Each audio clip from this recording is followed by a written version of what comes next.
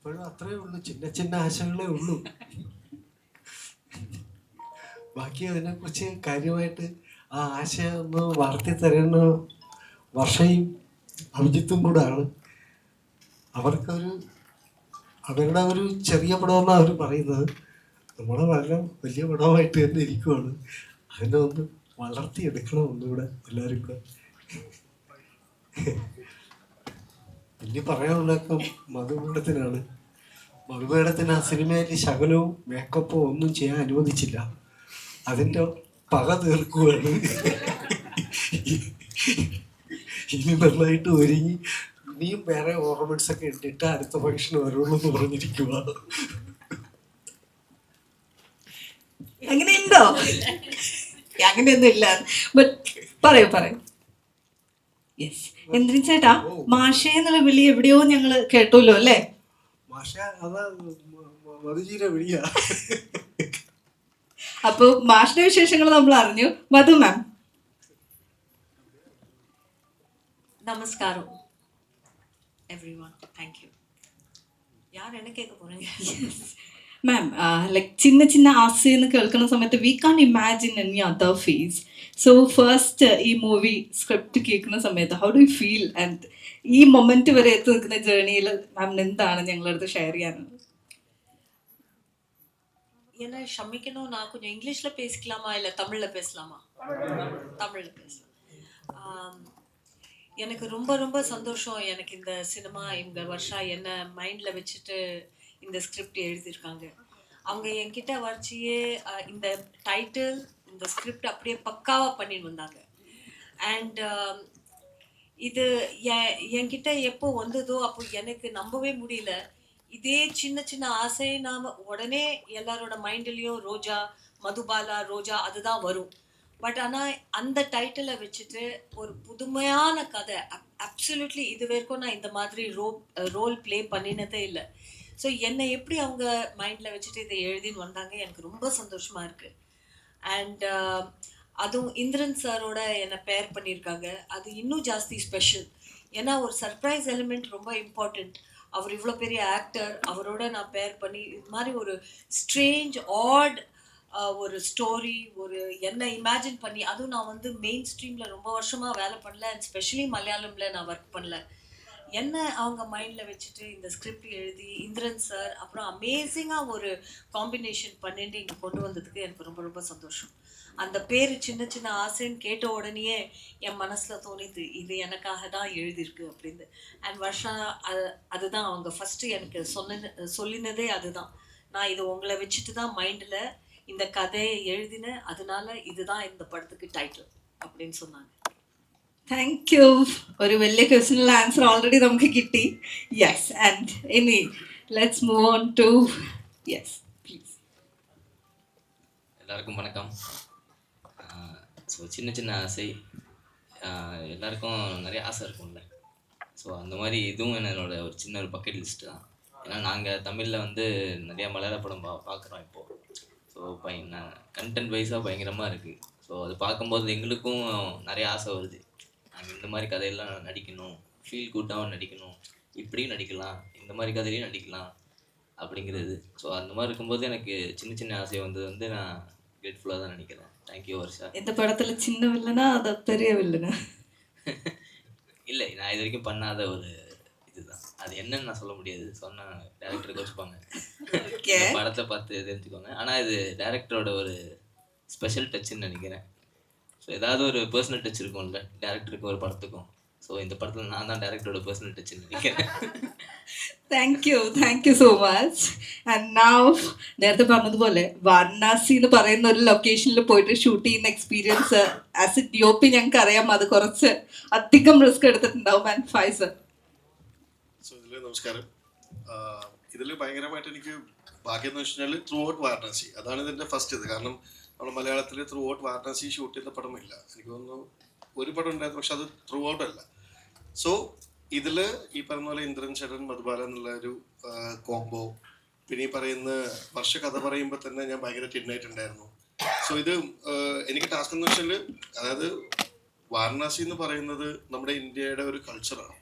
So ഇതിനെ ഏറ്റവും ഭംഗിയാക്കിയാൽ മാത്രമേ ഇതിൽ കാര്യമുള്ളൂ. അതായത് വിത്ത് ആർട്ടിസ്റ്റ് ആവട്ടെ, എല്ലാവരും ആവട്ടെ, വിത്ത് എവറി പ്രോപ്പർട്ടി നമുക്ക് കിട്ടുന്നതാവട്ടെ ഏറ്റവും ഭംഗിയായി കാണിക്കുക. പിന്നെ അത് മാത്രമല്ല, നമ്മൾ നോർമലി എല്ലായിടത്തും നമ്മൾ ഇന്ത്യയെ റെപ്രസെന്റ് ചെയ്യുന്ന, അതായത് ഇപ്പൊ നമ്മൾ ജെയിംസ് ബോണ്ട് മൂവിയിലാവട്ടെ എവിടെയും ഇന്ത്യ എന്ന് പറയുമ്പോൾ സ്ലമ്മാണ് കൂടുതൽ കാണിക്കാറ്. സോ ഇറ്റ്സ് ലൈക്ക് വേസ്റ്റ് ഉണ്ടാവും അവിടെ. ബട്ട് ഈ ഒരു മൂവിയിൽ നമ്മൾ അങ്ങനത്തെ ഒരു വേസ്റ്റേ ഇല്ല. ലിറ്ററലി ഏറ്റവും നീറ്റ് ആയിട്ടുള്ള വാരണസിയാണ് കാണിച്ചത്. ഇപ്പൊ നമ്മൾ പറയും നമ്മൾ ഇത് കണ്ടിട്ട് പല ആൾക്കാർ വാരണസി പോകുമ്പോൾ ഞാൻ കണ്ട വാരണസി ഇതല്ല എന്നുള്ളതാണ്. ബട്ട് ഞാൻ പറയാണ്, നിങ്ങൾ ട്രൈ ചെയ്താൽ ഈ വാരണസിയെ ഇതുപോലെ ക്ലീൻ ആക്കി വെച്ച് കഴിഞ്ഞാൽ ഈ വാരണസിയെ നമ്മളെ ജനറേഷൻ, അടുത്ത ജനറേഷൻ എല്ലാവർക്കും ഇതുപോലെ കാണാൻ പറ്റും. സോ ഇറ്റ്സ് ലൈക്ക് സോ ഫ്യൂച്ചറിൽ നമുക്ക് ഒരു ബ്യൂട്ടിഫുൾ വാരണാസി കാണണമെന്നുണ്ടെങ്കിൽ അതിന്റെ ഒരു പാറ്റേൺ ഇതിൽ നമുക്ക് ആ പടത്തിൽ നമുക്ക് കാണാൻ പറ്റും അല്ലേ? തീർച്ചയായിട്ടും അങ്ങനെയാണ് ചെയ്തിട്ടുള്ളത്. Yes, thank you. And director ma'am and producers രണ്ടുപേരും ഓൾറെഡി നമ്മളടുത്ത് സംസാരിച്ചു കഴിഞ്ഞു. സോ നമുക്ക് ഇനി ക്വസ്റ്റ്യൻസിലേക്ക് മൂവ് ചെയ്യാം അല്ലേ? Let's have the questions now. Yeah, അപ്പോൾ നമ്മൾ ഒഫീഷ്യലി നമ്മുടെ പ്രസ് മീറ്റിലേക്ക് മൂവ് ചെയ്യുന്നു. Questions please. நான் ஒரு கொஸ்டின் என்னோட டைரக்டரை கேட்கலாமா? Sure ma'am. எப்படி நீங்க என்ன யோசிச்சு இந்த மாதிரி கதை எழுதுனீங்க? நான் எப்படி உங்க மைண்ட்ல வந்தேன்? ആക്ച്വലി ആ ക്വസ്റ്റ്യൻ ഞങ്ങളും ചോദിക്കാനിരിക്കുകയായിരുന്നു. ഇത് കോയിൻസിഡൻസ് ആണ്. ചിന്ന ചിന്ന ആസ എന്ന് പറയുന്ന പേരും ഞങ്ങൾക്ക് ആകെ ഈ ഒരു ലൈൻ കേൾക്കുമ്പോൾ ഫസ്റ്റ് മനസ്സിൽ വരുന്ന ഫേസും ഇത് തന്നെയാണ്. ഞാൻ ആക്ച്വലി മണിരത്നം സാറിൻ്റെ ഒരു വലിയ ഫാനാണ്. നമ്മുടെ ഫസ്റ്റ് ലുക്ക് പോസ്റ്ററൊക്കെ സാറാണ് നമുക്ക് റിലീസ് ചെയ്ത് തന്നിട്ടുണ്ടായിരുന്നു. ഞാൻ ഈ മൂവിയുടെ സ്ക്രിപ്റ്റ് എഴുതുന്ന സമയത്ത് മാധൻ മാഷ് എന്ന് പറയുമ്പോൾ എനിക്ക് വെരി ഫസ്റ്റ് ലൈൻ എഴുതുമ്പോൾ തന്നെ എനിക്കത് ഇന്ദ്രൻ സാറാന്നുള്ളൊരു എനിക്ക് മൈൻഡിൽ അത് ഫിക്സ്ഡ് ആയിരുന്നു. ലീലയുടെ ക്യാരക്ടറിനെ കുറിച്ച് എഴുതുന്ന സമയത്ത് എൻ്റെ ലീലയ്ക്ക് 52-53 ഇയേഴ്സ് ഓൾഡ് ആയിട്ടുള്ള ഒരു ക്യാരക്ടറാണ്. പെട്ടെന്ന് തന്നെ എനിക്ക് ഒരു തമിഴ് ക്യാരക്ടറാണ്. അപ്പം എനിക്ക് ഒരു പ്രോപ്പർ തമിഴ് ആക്ടർ വേണം, ഒരു ഫീമെയിൽ ആക്ടർ വേണം എന്നുള്ളൊരു ആഗ്രഹം ഉണ്ടായിരുന്നു. അപ്പം ഞാൻ എങ്ങനെ കാസ്റ്റ് ആര് വേണം എന്നുള്ളൊരു തോട്ടിൽ എനിക്ക് വെരി ഫസ്റ്റ് പോയത് മണിരത്നം സാറിൻ്റെ പഴയ ഹീറോയിൻസിൻ്റെ ലിസ്റ്റ് എടുത്താൽ എനിക്ക് മണിരത്നം സാറിൻ്റെ എല്ലാ നായികമാരും എൻ്റെ ഫേവറേറ്റ്സ് ആണ്. സോ വെരി ഫസ്റ്റ് അതിൽ ടോപ്പ് മോസ്റ്റിൽ ഉണ്ടായിരുന്നത് റോജയാണ്. നോക്കുമ്പോൾ എൻ്റെ ഒരു ലീലയുടെ ഒരു ബാക്ക്ഗ്രൗണ്ടിന് പറ്റിയ എല്ലാ ക്യാരക്ടറിസ്റ്റിക്സും എല്ലാ ക്വാളിറ്റിയും റോജയ്ക്കുണ്ട്. ലൈക്ക് മാം ഒരു ഇൻ്റർവ്യൂവിൽ പറഞ്ഞിട്ടുണ്ടായിരുന്നു, ലീലയും റോജയും എവിടെയോ ഒരു ഇൻബിറ്റ്വീൻ എവിടെയോ ഒരു പോയിന്റിൽ ലൈക്ക് മീറ്റ് ചെയ്യാൻ പറ്റുന്നുണ്ടെന്നുള്ള രീതിയിൽ. സോ എനിക്ക് വെരി ഫസ്റ്റ് എനിക്ക് റോജ വന്നു, അങ്ങനെ മധുബാല മാം എത്തി. സോ ഈ പേരും ഓൾറെഡി ഉണ്ടായിരുന്നത് ഇല്ല, ആക്ച്വലി എനിക്ക് മധു മാമിനെ കിട്ടുവാണെങ്കിൽ ഒബ്വിയസ്ലി ആ ഒരു ഐഡിയ കിട്ടിയ ആ മൊമെന്റിൽ ഞാൻ ഓക്കെ എൻ്റെ മൂവിയുടെ ടൈറ്റിൽ ചിന്ന ചിന്നാസി ചെയ്യുന്ന ആ ഒരു അറ്റ് ദ മൊമെന്റ് ഞാൻ ഡിസൈഡ് ചെയ്തിട്ടുണ്ടായിരുന്നു. ആൻസർ. அப்போ நான் இன்னொரு வாட்டி மணிரத்னம் சருக்கு தான் தேங்க்யூ சொல்லணும். முதல் வாட்டி ரோஜாக்கு தேங்க்யூ சொன்னேன். இப்போவும் அவர் இன்ஸ்பயர் பண்ணி தான் என்னோட டைரக்டர் வர்ஷா இது எழுதி என்னை சூஸ் பண்ணியிருக்காங்க. So second time around also வர்ஷாவோட சேர்த்து மறுபடியும் மணி சருக்கே தேங்க்யூ சொல்லணும். Same name, Chinna Chinna Aase. So for the questions mike തന്നെ. Ma'am hi. ഭയങ്കര രസമുള്ള ട്രെയിലർ ആയിട്ട് ഭയങ്കര ഫീൽ ഗുഡ് കിട്ടുന്നുണ്ട്. ഓരോ ഫ്രെയിംസും ഭയങ്കര രസമായിട്ട് കാണാനായിട്ട്. ശരിക്കും മലയാളത്തിൽ ഇപ്പൊ ഭയങ്കര എന്താ പറയാ റഷ് ആയിട്ടുള്ള സിനിമകൾ ഇപ്പൊ വന്നുകൊണ്ടിരിക്കുന്നത്. അതെങ്കിൽ ത്രില്ലേഴ്സ്, ഡാർക്ക് ഹ്യൂമർ അങ്ങനെയുള്ള സിനിമകളൊക്കെ നോക്കുമ്പോൾ ഭയങ്കര രസമുണ്ട് ഫീൽ ഗുഡ് ആയിട്ട് ഇങ്ങനെ ഒരു സിനിമ. അപ്പൊ എന്തുകൊണ്ടാണ് ഇങ്ങനൊരു, അത് വാരണാസി പോലൊരു സ്ഥലത്ത് ഭയങ്കര റഷ് ആയിട്ടുള്ള ഒരു ഏരിയയിൽ എത്രത്തോളം ടഫായിരുന്നു ഇത് ചിത്രീകരിക്കാനായിട്ട്? ചിത്രീകരിക്കാൻ വളരെ ബുദ്ധിമുട്ടായിരുന്നു. എല്ലാവർക്കും അറിയാം വാരണാസി കുറച്ച് ക്രൗഡഡ് ആയിട്ടുള്ളൊരു പ്ലേസാണ്. കുംഭമേളയുടെ എഡ്ജിലും കാര്യത്തിലൊക്കെ നമ്മൾ ഷൂട്ട് ചെയ്തിട്ടുണ്ടായിരുന്നു. ബട്ട് എന്നെ സംബന്ധിച്ചിടത്തോളം നമ്മൾ മണിരത്നം സാറിൻ്റെ ഒരു സ്റ്റൈലാണ് ലൈക്ക് ക്രൗഡിനകത്തുള്ള രണ്ട് ക്യാരക്ടേഴ്സിൻ്റെ ഒരു ഇമോഷണൽ എക്സ്ചേഞ്ച് അങ്ങനെയൊക്കെ സാർ ഒരുപാട് പറഞ്ഞു കേട്ടിട്ടുണ്ട്. ഒബ്വിയസ്ലി അതിൽ ഇൻസ്പയർഡ് ആയിട്ടായിരിക്കാം ഞാനിത് വാരണാസിയിൽ ഒരു സിനിമ ചെയ്യണം എന്ന ആഗ്രഹത്തിൽ എഴുതിയത്. അങ്ങനെ ഒരു മൂവിയല്ല. ഞാൻ എൻ്റെ ഒരു വെരി ഫസ്റ്റ് സ്ക്രിപ്റ്റ് എന്നുള്ള രീതിയിൽ ഞാൻ വേറൊരു സ്ക്രിപ്റ്റിൽ വർക്ക് ചെയ്യുന്ന സമയത്ത് ഒരു യാത്രക്കിടയിൽ വാരണാസിയിലോട്ട് ഞാൻ വളരെ അൺഎക്സ്പെക്റ്റഡ് ആയിട്ട് ഞാൻ പോയതാണ്. ഒരു പെട്ടെന്ന് നമുക്ക് ഒരു വിശ്വാസമുണ്ട് വാരണാസി നമ്മളെ വിളിച്ചാലേ നമുക്ക് അങ്ങോട്ട് എത്താൻ പറ്റുള്ളൂ എന്നുള്ളത്. നമ്മൾ എത്ര ട്രൈ ചെയ്താലും പലപ്പോഴും നമുക്കത് പോകാൻ പറ്റാറില്ല. അപ്പം അങ്ങനെയൊരു എന്താ പറയുക ഒരു മൊമെൻറ്റിൽ ഇങ്ങനെ വാരണാസി പോകണം എന്നുള്ള തോട്ടിൽ പോയതാണ്. അവിടെ ചെന്നിരുന്ന് എനിക്ക് ഇപ്പോൾ എന്നോട് ചോദിച്ചാൽ വാരണാസി എന്ന് പറഞ്ഞാൽ it's an emotion for me. എനിക്ക് വെരി ഫസ്റ്റ് ഡേ ആ ഒരു നൈറ്റിൽ ഞാൻ ലൈക്ക് വാരണാസി ഒബിയസ്ലി നമ്മൾ ഒത്തിരി നടന്ന് നൈറ്റിൽ എക്സ്പ്ലോർ ചെയ്ത് ഗംഗഘാട്ടിലെല്ലാം ഇരുന്ന് നമുക്കൊരു നമ്മൾ ഈ യൂഷ്വലി നമുക്കുള്ളൊരു ഒരു ഇമേജ് അല്ല നമുക്ക് അന്നേരം ഈ നൈറ്റിൽ വാരണാസി ഘാട്ടിൽ നമുക്ക് കിട്ടാറ്. അപ്പോൾ ഒബിയസ്ലി ഞാൻ ഇരുന്ന സമയത്ത് എനിക്ക് എന്തോ ഒരു ഇമോഷണൽ കണക്ട് കിട്ടി. എനിക്ക് ഇവിടെ അത് എനിക്കറിയില്ല എന്താ കാണാനുള്ളൊരു ബ്യൂട്ടി എന്നുള്ളതല്ല, ഒരു ഒരു നമുക്കൊരു ഇൻറ്റേർണൽ ഒരു എന്തോ ഒരു കണക്ട് തോന്നും ആ മണ്ണിനോട്. അങ്ങനെ എനിക്കൊരു ആഗ്രഹം തോന്നി, ഇവിടെ എനിക്കൊരു ഈ പശ്ചാത്തലത്തിൽ എനിക്കൊരു കഥ പറയണം എന്നുള്ളൊരു അങ്ങനെ എനിക്ക് തോന്നിയിട്ടുണ്ട്. അത് വാരണാസി നമ്മളെ കൊണ്ട് ചിന്തിപ്പിക്കാന്ന് പറയില്ലേ, ഒരു ഡെസ്റ്റിനി പോലെ. അങ്ങനെ ഞാൻ വേറൊരു സിനിമയുടെ ഒരു പ്രിപ്പറേഷൻ്റെ ഇടയ്ക്ക് എനിക്ക് വന്നൊരു തോട്ടാണ്. പിന്നെ എനിക്ക് എല്ലാം എൻ്റെ സുഹൃത്ത്, നമ്മൾ ക്ലാസ്മേറ്റ് ലൈക്ക് ബാച്ച്മേറ്റ്സ് ആണ്. ഞാൻ ഇങ്ങനൊരു കഥ എഴുതി അഭിജിത്തിനായിട്ട് സംസാരിച്ചു. എല്ലാം എനിക്ക് വളരെ എന്താ പറയുക ഭയങ്കര ഈസി ആയിട്ട് നടന്നത്. ലൈക്ക് മാമിൻ്റെ ഒരു ഡേറ്റ് ക്ലാഷ് അത് മാറ്റി വെച്ചാൽ ബാക്കിയെല്ലാം വളരെ ഈസി ആയിട്ട് നടന്നിട്ടുള്ളൊരു ഒരു മൂവിയാണിത്. അതായത് എനിക്കത് അങ്ങനെയാണ് ലൈക്ക് എല്ലാം ഒരു മാജിക്കലി അഭിജിത്ത് ഇൻവോൾവ് ചെയ്തു, മധു മാം, ഇന്ദ്രൻ സർ, എല്ലാവരും, ഗോവിന്ദ് വസന്ത്, എല്ലാവരും, ഭായ്, എല്ലാവരും നമുക്ക് ഒരുപാട് എഫേർട്ട് ഇടേണ്ടി വന്നിട്ടില്ല. എനിക്ക് തോന്നുന്നു ആ കഥ എഴുതിയതിൻ്റെ ഒരു എഫേർട്ട്ലെസ് അതെനിക്ക് എല്ലാ ടെക്നീഷ്യൻസിൻ്റെ കാര്യത്തിലും എനിക്ക് അവരെ കിട്ടാനും ഉണ്ടായിട്ടുണ്ട്.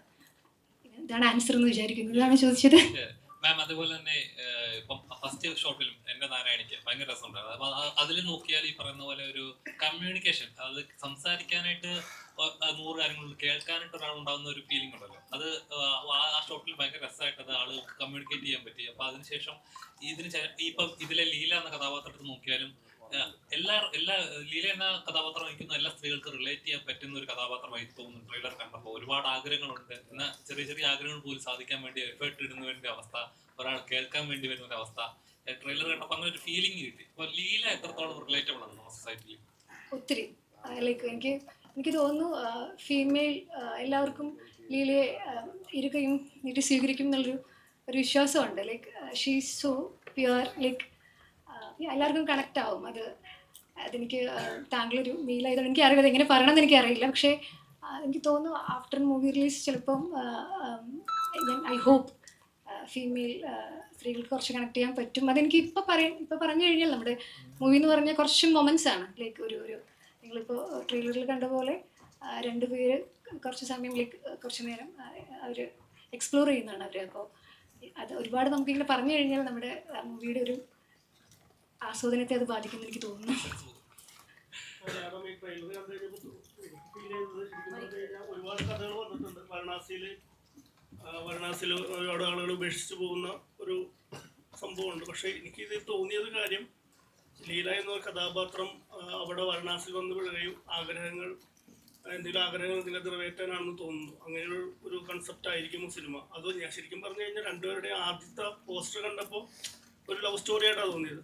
ട്രെയിലർ കണ്ടു കഴിഞ്ഞപ്പോൾ വേറൊരു ചിന്തയാണ് വന്നത്. ഇപ്പം എനിക്ക് തോന്നുന്നത് ഇങ്ങനെയാണ്, അതായിരിക്കുമോ സിനിമ? ഇതിൽ ആക്ച്വലി എല്ലാം നമ്മൾ പറഞ്ഞു പോകുന്നുണ്ട്. ഒരുപാട് തരത്തിലുള്ള ഫിലോസഫി പറയാൻ ശ്രമിച്ചിട്ടുണ്ട്. ഈ പറയുന്ന പോലെ 2 മനുഷ്യർ തമ്മിലുള്ള ഒരു മനുഷ്യൻ മറ്റൊരു മനുഷ്യന് കംഫർട്ട് ആവുക എന്ന് പറയുന്ന ഒരു കാര്യമുണ്ട്. അത് ഈ സിനിമയിൽ പറഞ്ഞു പോകുന്നുണ്ട്. ഡെസ്റ്റിനി അത് പറഞ്ഞു പോകുന്നുണ്ട്. അങ്ങനെ പിന്നെ വാരണാസിയുടെ കുറേ എലമെൻറ്റ്സ് പറഞ്ഞു പോകുന്നുണ്ട്. എനിക്ക് തോന്നുന്നു ഇത് ബേസിക്കലി ഇത് 2 മനുഷ്യർ തമ്മിലുള്ളൊരു എന്താ പറയുക, ഹൃദയബന്ധം എന്നൊക്കെ പറയില്ലേ, അങ്ങനെയുള്ളൊരു പ്ലോട്ടാണ്. അങ്ങനെ മാത്രം നമ്മളിതിനെ അങ്ങനെയാണ് നമ്മൾ അവതരിപ്പിക്കാൻ ശ്രമിച്ചിട്ടുള്ളത്. അതിൽ ഒബ്വിയസ്ലി വാരണാസി വന്നു പോകുന്നുണ്ട്. ഇൻ ബിറ്റ്വീൻ ഇവർ തമ്മിൽ ഉണ്ടാകുന്ന കുറച്ച് ഇൻസിഡൻസിലും കാര്യത്തിലൊക്കെ വാരണാസിക്ക് അതിൻ്റേതായിട്ടുള്ളൊരു റോള് പറഞ്ഞു പോകുന്നുണ്ട്. അപ്പോൾ എനിക്ക് തോന്നുന്നു ഇതിപ്പോൾ ഒരു വളരെ ചെറിയൊരു സബ്ജക്റ്റ് ആയതുകൊണ്ട് തന്നെ ഒരുപാട് പറഞ്ഞു കഴിഞ്ഞാൽ ഈ പറഞ്ഞ പോലെ ഇത് നിങ്ങൾക്ക് മധുബാല മാം ഹായ്. മാം മോഹൻലാൽ, മമ്മൂട്ടി, മുകേഷ് ഇവരോടൊപ്പം ആക്ട് ചെയ്തിട്ടുണ്ട്. എത്ര സ്വീറ്റാണ് ഞങ്ങളുടെ ഇന്ദ്രൻ സാറിൻ്റെ ആക്ടിങ്? இந்திரன் சார் ரொம்ப ரொம்ப ஸ்வீட். ஏன்னா நான் லாலேட்டா மம்முக்கா அவரோட ஒர்க் பண்ணச்சே நான் ரொம்ப யங், ஒன்றுமே தெரியாமல் இருந்தது. அண்ட் ஆல்சோ இப்போவும் எனக்கு அவ்வளோவா ஞாபகமும் இல்லை. 30 years ப்ளஸ் அந்த ஷூட்டிங்க்கு ஆயிருக்கு. ஆனால் இப்போது நான் வந்து நிஜமாவே டிஃப்ரெண்ட் கேரக்டர்ஸ் பண்ணணும்னு ஆசைப்பட்றேன், டிஃப்ரெண்ட் ஃபில்ம்ஸ் பண்ணணும்னு ஆசைப்பட்றேன். இந்த மாதிரி நான் வந்திருக்கச்சே இந்திரன் சார் மாதிரி ஒரு எக்ஸ்பீரியன்ஸ்டான ஆக்டரோட ஒர்க் பண்ணுறது அது ரொம்ப சந்தோஷமான விஷயம். அது மட்டும் இல்லாமல் அவரோட பர்சனாலிட்டி, அவர் ஹம்பலாக இருக்கிறது, இவ்வளோ பெரிய சக்ஸஸ் இப்போ கூட ரீசெண்டாக அச்சீவ் பண்ண அப்புறமும் இவ்வளோ ஹம்பிளாக உட்காந்துருக்கிறது அதுவே எனக்கு ஒரு புது எக்ஸ்பீரியன்ஸ். ஸோ எனக்கு என்னோட கோ ஆக்டர்ஸ் கிட்டேருந்தும் அப்புறம் என்னோட டைரக்டர் எல்லார்கிட்டேயும் எனக்கு வாரணாசியில் எல்லாரும் ஒரு ஃபேமிலி மாதிரி இருந்து, ஒரு ஆக்டரோ இல்லை டெக்னீஷியனோ அப்படி இல்லாமல் ஒரு ஃபேமிலி மாதிரி கூட இருந்து ஒரு மாதம் ஷூட்டிங் பண்ணினதில் அவங்க சொன்ன வேர்டு ஹிருதய பந்தம், அது எனக்கு அந்த கேரக்டர் லீலா மாஷிக்கு மட்டும் இல்லாமல் பட் இருக்கிற எல்லாரோடையுமே ஒரு நைஸ் ஃபீலிங் இருந்தது. அதுவும் கும்பு மேளாக்கு முன்னாடி இந்த நடந்த படம். ஸோ அங்கே வாரணாசியில் போனீங்கன்னா உங்களுக்கு ஒரு ஸ்பிரிச்சுவல் எனர்ஜி ஒன்று இருக்கும். அதில் இந்த மாதிரி அப்புறம் நம்ம ஃபேஸ் பாய் வாரணாசியை க்ளீனாக காமிச்சிருக்காரு, பியூராக. இவங்களும் அந்த வேர்டு பியூர் அப்படின்னு யூஸ் பண்ணாங்க. அந்த 1 month ஷூட்டிங்கில் as an artist and as a not artist otherwise எனக்கு ஒரு பியூரிட்டி ஃபீலிங் இந்த படத்துலையும் அண்ட் வாரணாசிலையும் ஃபீல் ஆச்சு. அதில் இந்திரன் சார் அவரோட இன்னசென்ஸ், அவரோட எக்ஸ்பீரியன்ஸ் எல்லாமே என்னோட ஹார்ட்டை ரொம்ப டச் பண்ணிது. ഇന്ദ്രൻ ചേട്ടാ ഇപ്പം ഇവിടെ ഇന്ദ്രൻ ചേട്ടാ, ശരിക്കും മലയാള സിനിമയിൽ ഇപ്പോൾ ഒരുപാട് മാറ്റങ്ങൾ വന്നുകൊണ്ടിരിക്കുകയാണ്. അപ്പൊ ഇന്ദ്രൻ ചേട്ടൻ എന്നൊരു കലാകാരനെ മലയാള സിനിമ ശരിക്കും യൂട്ടിലൈസ് ചെയ്യുന്നൊരു സമയം കൂടിയാണെന്ന് പറയാം. കാരണം മലയാളം മാത്രമല്ല തമിഴ് സിനിമയെ പോലും അവിടെ ഉള്ളവർ പോലും പറയുന്നത് ഇന്ദ്രൻ ചേട്ടനെ പോലെ കലാകാരന്മാരെയാണ് ശരിക്കും ഇന്ത്യൻ സിനിമയിൽ ആവശ്യമുള്ളതെന്ന് പറയുന്നത്.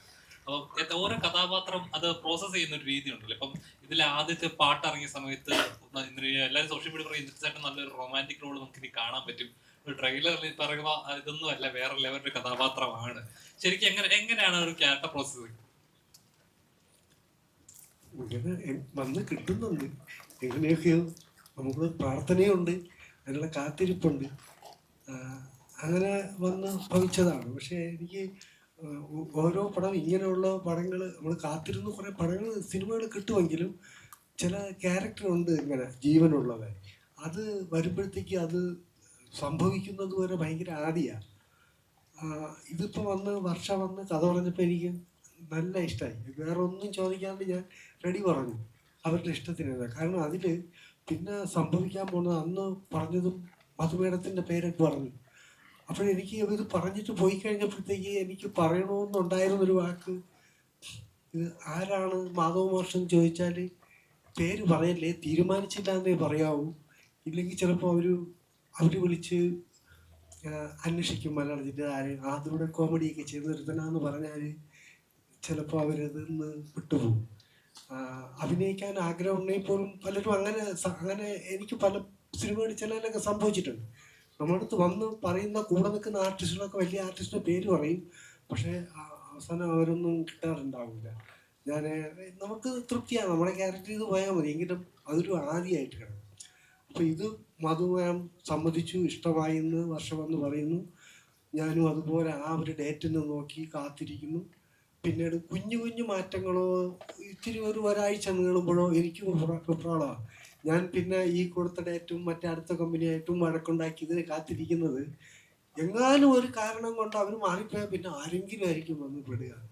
അതുകൊണ്ട് സിനിമയുടെ മൊത്തത്തിൽ തന്നെ എനിക്ക് എൻ്റെ കാര്യം ചെയ്യുന്നതും ഇതിന് നിൽക്കുന്ന ആളിൽ നിന്ന് കിട്ടുന്ന ഒരു സപ്പോർട്ട് കൊണ്ട് ഒരു ആർട്ടിസ്റ്റിന് പിന്നെ തിരിച്ചു കൊടുക്കാൻ പറ്റും. അത് മാത്രമല്ല അതിൻ്റെ വിജയത്തെയും അത് ബാധിക്കും. അങ്ങനെ ഞാൻ ഒത്തിരി ആദ്യ പിടിച്ചിരുന്നതാണ്, പക്ഷെ അത് സംഭവിച്ചില്ല. മധുമേടം വന്നു, അപ്പോൾ ഭയങ്കര സന്തോഷമായി. പിന്നെ 5D ക്യാമറ ചെയ്യുന്നു, എഡിറ്ററായാലും മ്യൂസിക് ഡയറക്ടർ എല്ലാം ഏറ്റവും നല്ല കൂട്ടുകാരെ തന്നെ വർഷം കണ്ടുപിടിച്ചപ്പോൾ അത് ഭയങ്കര ഭാഗ്യമായിട്ട് എനിക്ക് തോന്നി. ഇനി 19-ാം തീയതിക്ക് ശേഷം മുതലങ്ങോട്ടുള്ള എൻ്റെ ഒരു ജാതകം കൂടെ അറിയാനുള്ള ഒരു ചങ്കടിപ്പോടുള്ള കാത്തിരിപ്പ്. ഇത് തന്നെ സ്നേഹം, എല്ലാവരും പരസ്പരം സ്നേഹവും. അതിന് പേര് പറയാൻ പറ്റില്ല, ചിലപ്പോൾ പ്രേമമാണോ അല്ലെങ്കിൽ അല്ലാത്തൊരു സുഹൃത്തുണ്ടോ, പ്രണയം, അങ്ങനെ ഒന്നും പറ്റാത്ത സ്നേഹമുണ്ട്, ബന്ധങ്ങളുണ്ട്. അങ്ങനെ നമുക്ക് എന്ത് പേരിട്ട് വിളിക്കാൻ പറ്റും എന്നുള്ള ഒരു ആത്മബന്ധമാണ് ഇതിലെ കഥാപാത്രങ്ങൾ തമ്മിലുള്ളതെന്ന് തോന്നുന്നത്. ഇദ്ദേഹമൊക്കെ വന്നിട്ട് നമുക്ക് വളരെ അതിലിച്ചിരി ഈ സിനിമയിലൊന്ന് ചിറക് വിടർത്തുന്ന ഒരു ആർട്ടിസ്റ്റേ ഉള്ളത് ഇദ്ദേഹമായിരിക്കും എന്ന് തോന്നുന്നു. ഇന്ദ്രൻസേട്ടൻ വന്ന കാലം മുതൽ മനസ്സിലുള്ള ആഗ്രഹങ്ങൾ ഒന്ന് ഒന്ന് നായക നടനായിട്ട് വരണം, കുറച്ച് അവാർഡുകൾ മേടിക്കണം, നല്ല നായികമാരുടെ അഭിനയിക്കണം. ഇതൊക്കെ ആദ്യ കാലങ്ങൾ നടന്നിട്ടില്ലെങ്കിലും പിന്നീട് ഈ ആഗ്രഹങ്ങളൊക്കെ ദൈവം സാധിച്ചു തന്നു. ഇപ്പൊ നല്ല ഏറ്റവും ഗ്ലാമറസ് ആയിട്ടുള്ള ഒരു നടിയുടെ കൂടുതൽ അഭിനയിക്കാനും പറ്റി. അപ്പം ഈ ആഗ്രഹങ്ങൾക്ക് ഉള്ളിലുള്ള ആഗ്രഹങ്ങൾ ദൈവത്തിനോട് പറയാറുണ്ടല്ലേ? പിന്നെ പറയാറുണ്ട്. ഹേമമാലിനി ആയിരുന്നു ആഗ്രഹിച്ചത്, പക്ഷെ ആ കുടുംബത്തിൽ നിന്ന് തന്നെയാണ് മേഡത്തിന് കിട്ടിയത്. പണ്ട് കാലങ്ങളിൽ കുറെ സ്ട്രഗിൾ ചെയ്തു. ഇപ്പൊ പക്ഷെ നമ്മൾ പണ്ട് ആഗ്രഹിച്ച കാര്യങ്ങളൊക്കെ ഇപ്പം നേടിയെടുക്കാൻ പറ്റും, അല്ലെങ്കിൽ കിട്ടുന്നുണ്ട് എന്നൊരു ആഗ്രഹിച്ചിരുന്നത് പലതും പുറത്ത് പറയാൻ പറ്റാത്തത്, അതിനുള്ള ധൈര്യമില്ല. അങ്ങനെയുള്ള സമയത്താണ് ആ കോലത്തിലാണ് ആഗ്രഹിച്ചത്. ഇപ്പോഴും അതിലും കോലത്തിലൊന്നും മാറ്റം വന്നില്ല. പക്ഷെ ജനറേഷൻ മാറിയപ്പോൾ അത് എങ്ങനെയോ ഞാൻ അവർക്ക് പാകമാവുന്നൊരു കാലത്തിലേക്ക് വന്നതുകൊണ്ടാണ് ഞാനത് വിട്ടുപോകാതെ ഓരം ചേർന്ന് നിന്നു പോകാതെ തുടങ്ങിയത് കൊണ്ടായിരിക്കാം കൂടെ എത്താൻ പറ്റിയത്. അത് ഈ മാറിയ തലമുറയുടെ സമ്മാനം തന്നെയാണ് എനിക്ക് കിട്ടിക്കൊണ്ടിരിക്കുന്നത്. ഇന്ദ്രൻസേട്ടൻ പറഞ്ഞതിന് ഞാൻ പറയാം. അപ്പം ഇന്ദ്രൻസേട്ടൻ പറഞ്ഞു ഇന്ദ്രൻസേട്ടനാണ് ഒരു സൈഡ് അഭിനയിക്കുന്ന പറഞ്ഞാൽ മറ്റേ സൈഡിലുള്ള പല ആൾക്കാരും ഇന്ദ്രൻസേട്ടൻ ആയതുകൊണ്ട് മാറിപ്പോയി. അങ്ങനെ ചിലപ്പോൾ വരും. അവരെ ആരെങ്കിലും വിചാരിക്കും. എല്ലാവർക്കും വലിയ ആർട്ടിസ്റ്റോട് അഭിനയിക്കണമെന്ന് ആഗ്രഹമുള്ളപ്പോഴത്തേക്കും അങ്ങനെ ആയിരിക്കും മിക്കവാറും നടീനടന്മാരെല്ലാവരും അങ്ങനെയാണ്. കൂടെ അഭിനയിക്കുന്നത് നോക്കുമല്ലോ. അപ്പോൾ അത് നമ്മുടെ ഒരു മോഹം അങ്ങനെ വെക്കുമെങ്കിലും അവരെങ്ങനെ ചിന്തിക്കുന്നറിയില്ല. ചിലർ ആർട്ടിസ്റ്റ് അഭിനയിക്കാൻ ഉള്ളൊരു സാധ്യതയുള്ള ക്യാരക്ടറാണെങ്കിൽ അതൊന്നും നോക്കത്തില്ല. പക്ഷെ എല്ലാവരും അങ്ങനെ ആവണമെന്നില്ലാത്തതുകൊണ്ടുള്ള നടിയാണ്.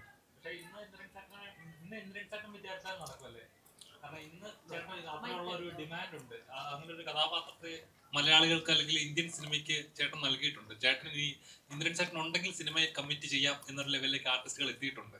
ഇന്ദ്രൻ ചേട്ടൻ ആണെങ്കിൽ, കാരണം അങ്ങനെ ഒരു ലെവലിലേക്ക് എത്തിപ്പെടാൻ ചെറിയൊരു കഷ്ടപ്പാടല്ലല്ലോ.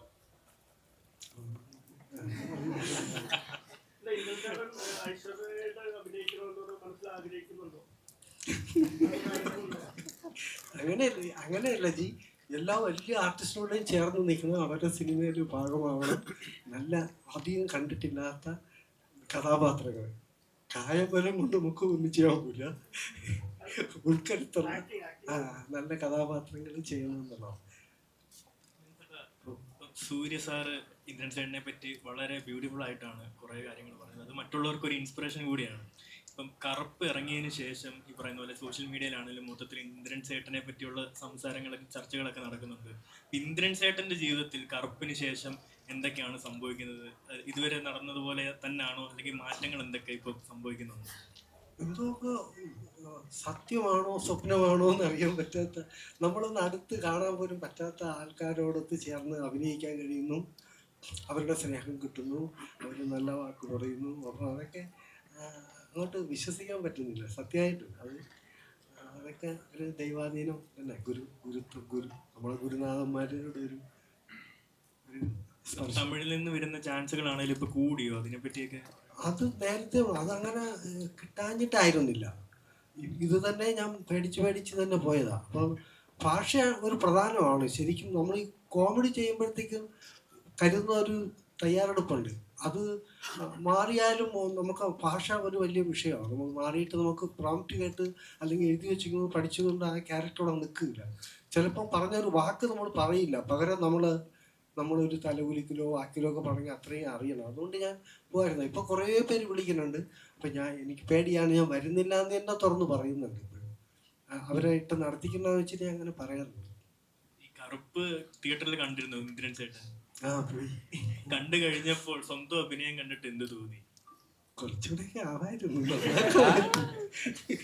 ഇടയ്ക്ക് എവിടെയൊക്കെ ബ്ലാങ്ക് ആയിപ്പോയി. അവിടെ കൂടെയൊക്കെ ഒന്ന് മാറ്റി ചെയ്യായിരുന്നു എന്നൊക്കെ തോന്നി.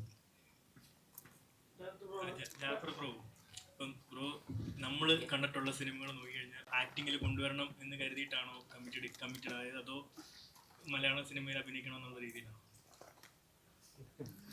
சார், உங்களோட ப்ரீவியஸ் ஃபிலிம்ஸ் பார்த்தா ரொம்ப ரோவா അല്ലെങ്കിൽ ആക്ഷൻ ഓറിയൻറ്റഡ് ആയിട്ടുള്ള ഫിലിം தான் பண்ணிட்டு இருந்தேன். இப்போ ഇതിൽ വരുമ്പോൾ ചിന്നതാ അല്ലെങ്കിൽ ഒരു ഗ്രൗണ്ടഡ് ആയ ഒരു ഫിലിം தான் ഇത്, ഫീൽ ഗുഡ് ആണ് ഒരു ഫിലിം. ஸோ நீங்கள் வந்து ആക്ടിങ്ങിൽ ഒരു ഡിഫറെൻ്റ് ആ ഒരു റോള് ട്രൈ பண்ணணும், அந்த ഒരു ഇതിൽ ചെയ്ത വർക്കാണോ ഇത്? ഓർ உங்களுக்கு மலையாளத்தில் ஆக்ட் பண்ணணும் என்ற ஆசையில் பண்ண படமான? இல்லை இல்லை, ஃபர்ஸ்ட் ஆஃப் ஆல் கேரக்டர் புதுசாக ஒன்று பண்ணணும் அப்படிங்கிற ஒரு இதுதான்.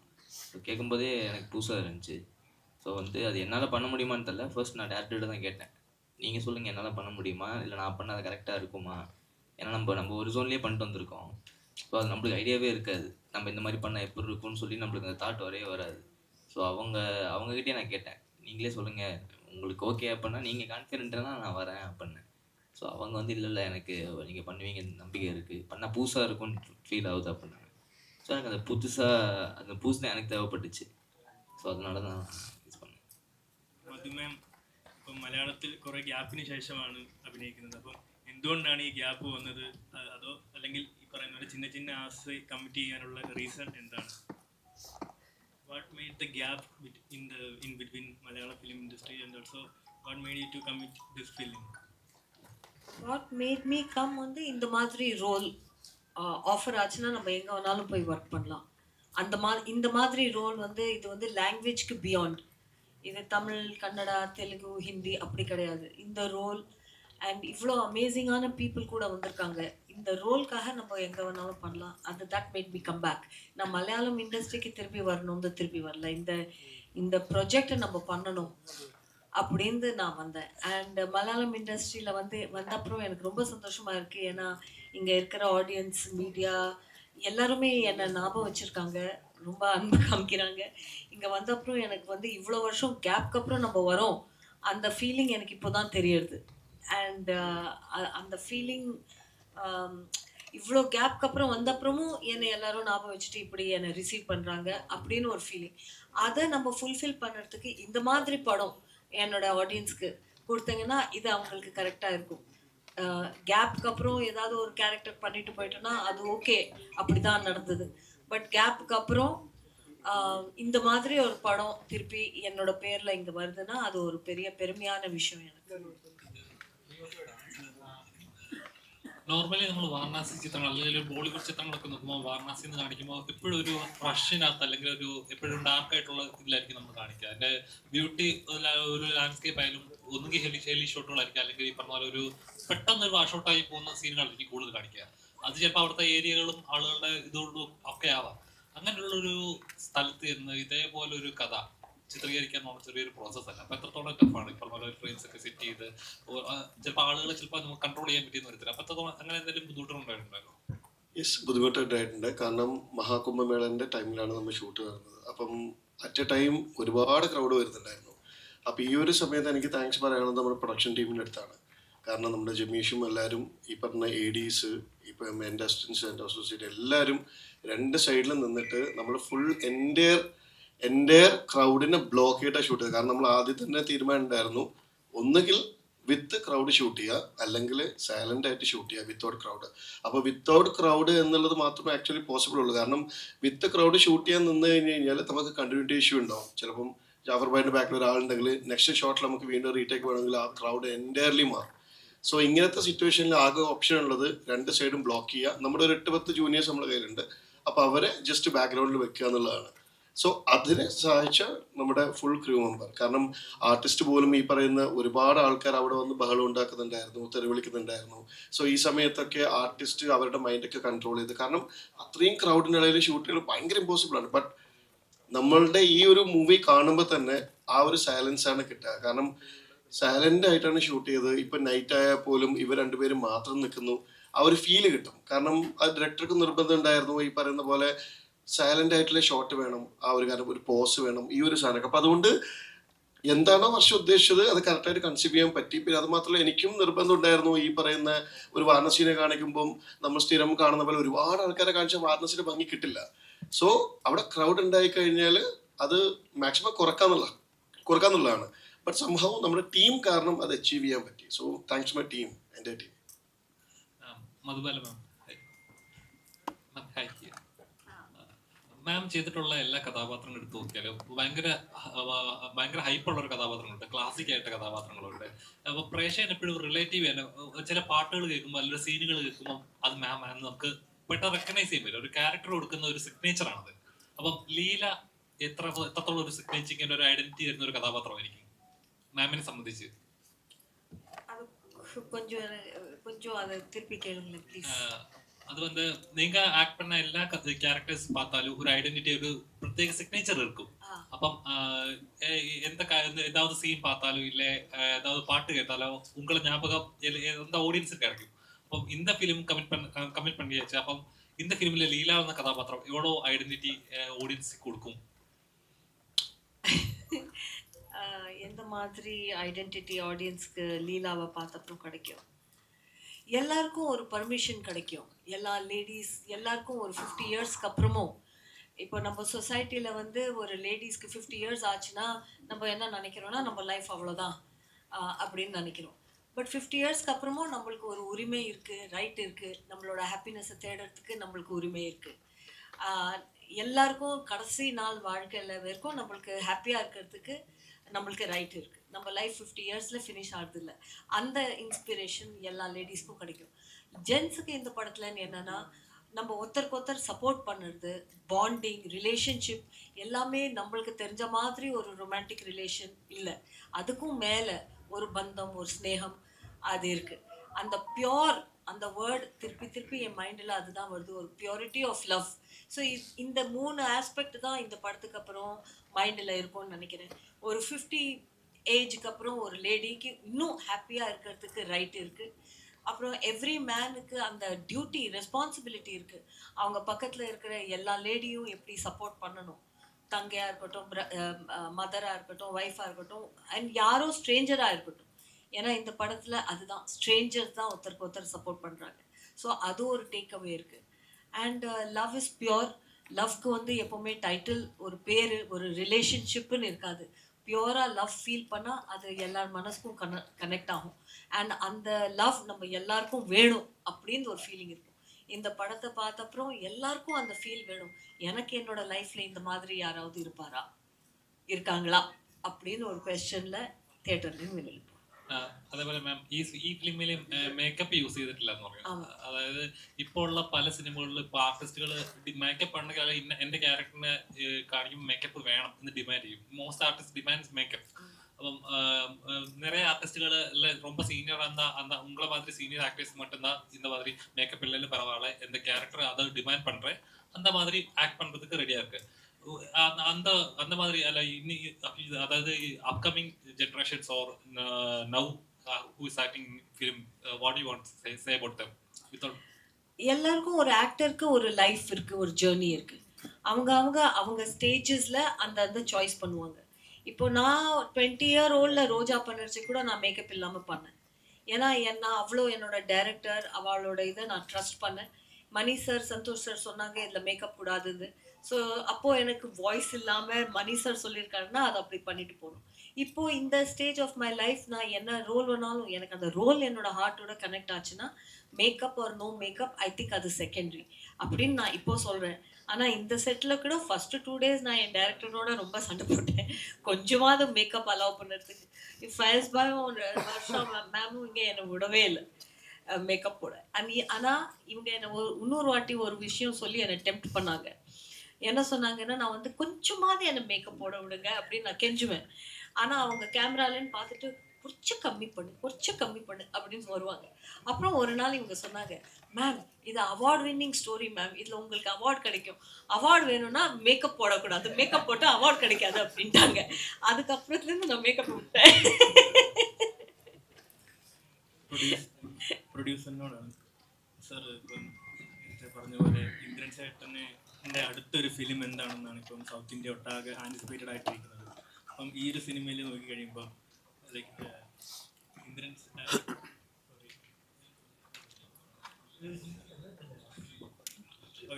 ചേട്ടൻ്റെ അടുത്തൊരു പടം ഏതാണെന്നാണ് സൗത്ത് ഇന്ത്യ ഒട്ടാകെ ആൻറ്റിസിപ്പേറ്റ് ചെയ്തുകൊണ്ടിരിക്കുന്നത്. അപ്പം ഈ ഒരു പ്രൊജക്റ്റിൽ അല്ലെങ്കിൽ ഇപ്പം as a producer I hope നിങ്ങൾക്ക് കുറച്ചുകൂടി ഒരു 10% ഇപ്പോൾ ഒരു ഹിറ്റ് ഉറപ്പിക്കാം എന്നുള്ള നിലയിൽ എത്തിയിട്ടുണ്ട്. അപ്പം ഈ ഒരു പ്രൊജക്റ്റിലേക്ക് ആകുമ്പോൾ അല്ലെങ്കിൽ ഇന്ദ്രൻ ചേട്ടനെ കാസ്റ്റ് ചെയ്യുമ്പോഴും അല്ലെങ്കിൽ ഇപ്പോൾ ഇത്രത്തോളം ഇദ്ദേഹത്തിനെ സെലിബ്രേറ്റ് ചെയ്യുന്നത് കാണുമ്പോൾ ചിന്ന ആശയിലോട്ടുള്ള ഹോപ്പ് എത്രത്തോളം കൂടിയിട്ടുണ്ട്?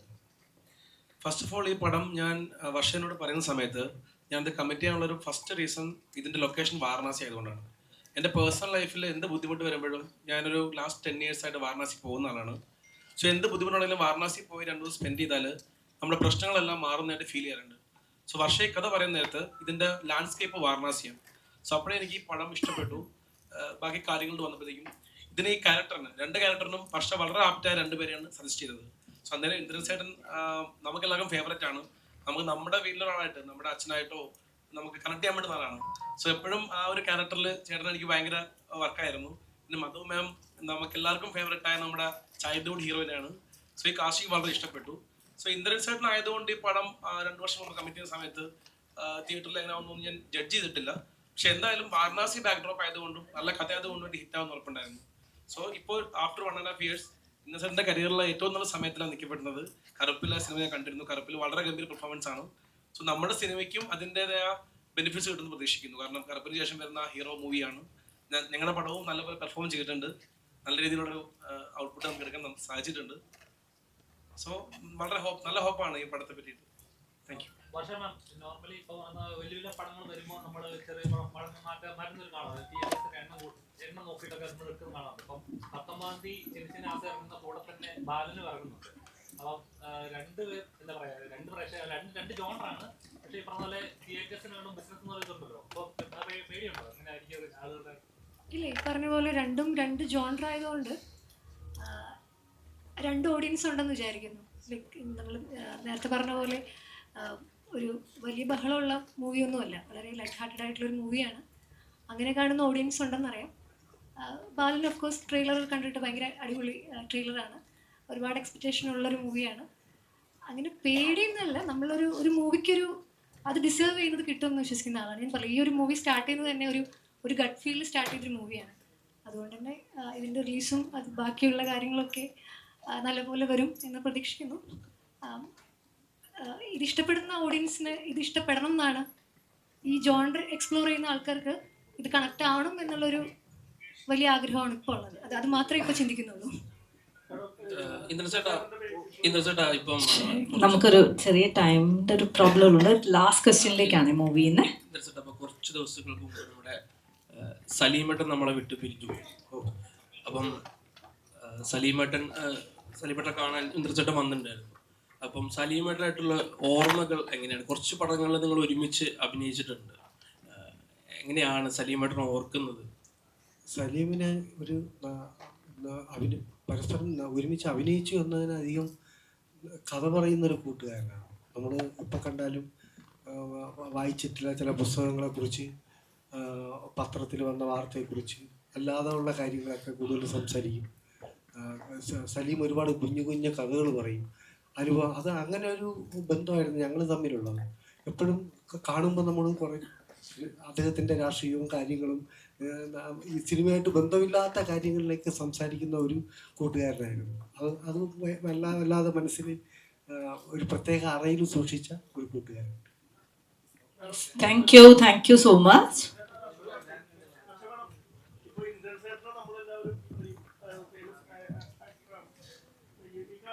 നായകനായിട്ട് മധുമാനോട് പറഞ്ഞു കഴിഞ്ഞപ്പോൾ എന്താ പറഞ്ഞത്, റിയാക്ഷൻ എന്തായിരുന്നു? കാരണം അതിനെ കുറിച്ചൊന്ന് പറയാനുണ്ട്. സാറിന് ആക്ച്വലി അത്രയും പരിചയമില്ലായിരുന്നു. പക്ഷേ ഞാൻ കുറച്ച് മൂവീസൊക്കെ റെഫറൻസ് ഞാൻ കൊടുത്തിട്ടുണ്ടായിരുന്നു. എനിക്ക് മാമിനെ സംബന്ധിച്ചിടത്തോളം വർഷയ്ക്ക് മാഷെന്ന ആ ഒരു ക്യാരക്ടറിന് ആപ്റ്റായിട്ടുള്ള ആക്ടറാണെന്ന് വർഷയ്ക്ക് ഒരു ട്രസ്റ്റ് ഉണ്ടെങ്കിൽ, ഒരു കോൺഫിഡൻസ് ഉണ്ടെങ്കിൽ യു ക്യാൻ. അതിനൊന്നും ഇടപെട്ടിട്ടില്ല. ആക്ച്വലി ഞാനാണെങ്കിലും എൻ്റെ ലീലയ്ക്കും മാഷിനും ആപ്റ്റായിട്ടുള്ള 2 ആക്ടേഴ്സിനെയാണ് ഞാൻ ചൂസ് ചെയ്തത്. അപ്പം അതുകൊണ്ട് 2 പേർക്കും എനിക്ക് അങ്ങനത്തെ ഒരു കോൺവെർസേഷൻ നമ്മുടെ ഇടയിൽ ഉണ്ടായിട്ടില്ല. മാഷ് നേരത്തെ പറഞ്ഞ പോലെ അങ്ങനത്തെ പേടിയൊന്നും എനിക്ക് ഉണ്ടായിരുന്നില്ല ബേസിക്കലി. അതുകൊണ്ട് അതൊരു പ്രോബ്ലം ഉണ്ടായിരുന്നില്ല, അങ്ങനത്തെ ഒരു കോൺവെർസേഷൻ ഉണ്ടായിട്ടില്ല.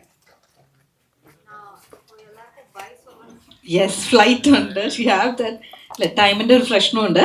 സോ ഫൈനലി നമ്മൾ വൈൻഡപ്പ് ചെയ്യാണ് ഈ ഒരു session. So thank you so much. So Babuji productions through Chinna Aasai 19th release ആവുന്നത്. 19th ഇതുപോലെ എല്ലാവരുടെയും സപ്പോർട്ട് ഉണ്ടാവും നമ്മൾ എക്സ്പെക്ട്